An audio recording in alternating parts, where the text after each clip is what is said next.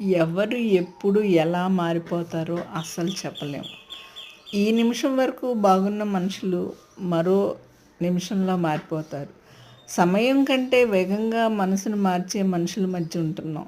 అందుకే ఎవరితో ఎంతలో ఉండాలో అంతలోనే ఉండాలి. మన వాళ్ళు అనుకోవటం మనం చేసే పెద్ద తప్పు. మనం వాళ్ళకి ఇచ్చిన విలువ వాళ్ళే కాలదనుకుంటే దానికి మనము ఎలా బాధ్యులం అవుతాము?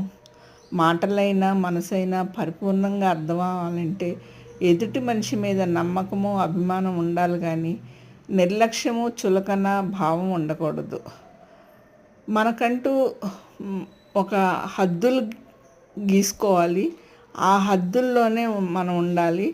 అలా అని మళ్ళీ ఎవరితోనూ కూడా మాట్లాడకుండా కూడా ఉండకూడదు. అందరితోటి కలిసిమెలిసి ఉండాలి. సేమ్ టైం మన హద్దులు మనకు ఉండాలి.